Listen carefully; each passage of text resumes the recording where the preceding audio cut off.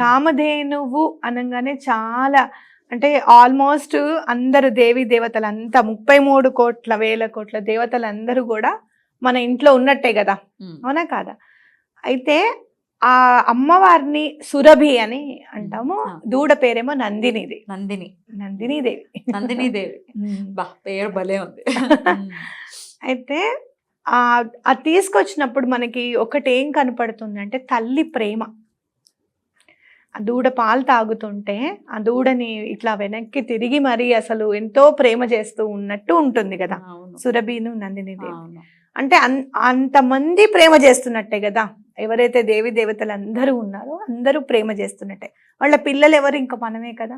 అంటే ఆ ప్రేమ అనే తత్వం అనేది ఖచ్చితంగా కనపడుతుంది ఆ మూర్తిలో అనేది మనం చెప్పుకోవచ్చు. ఒకటి ఇంకోటి ఏంటంటే సౌత్ డైరెక్షన్ లో పెట్టకూడదు. అవునా? దక్షిణంలో ఉండకూడదు, తూర్పు వైపు పెట్టుకోవాలి. లివింగ్ రూమ్ లో చక్కగా పెట్టుకోండి. నేను 2016 అంటే 2015లో కొంచెం బాధలు తీరడం స్టార్ట్ అయినాయి.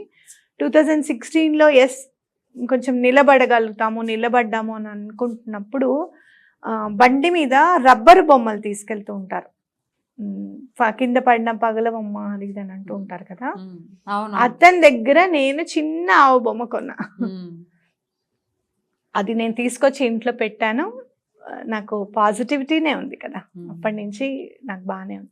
కాబట్టి చక్కగా ఇంకా మంచి బొమ్మ మీరు ఇంట్లో తీసుకొచ్చి పెట్టుకుంటే కామధేనుది మంచి పాజిటివ్ వైబ్రేషన్స్ ఉంటాయి. ఒకటి. రెండు ఏంటంటే ఎలాంటి చిన్న చిన్న వాస్తు దోషాలు ఉంటాయి, మనం ఎంత దగ్గరుండి కట్టించుకున్నా ఇది అక్కడ ఉండద్దు అది అక్కడ చేయొద్దు అని చెప్పి ఎంత చెప్పినా కూడా 100% వాస్తు ఉన్న ఇల్లు ఉండడం అనేది చాలా కష్టం. ఎక్కడో అక్కడ ఏదో ఒక చిన్నదైతే జరుగుతుంది. అలాంటప్పుడు ఈ సురభి నందినీదేవి ఆ కామధేను బొమ్మ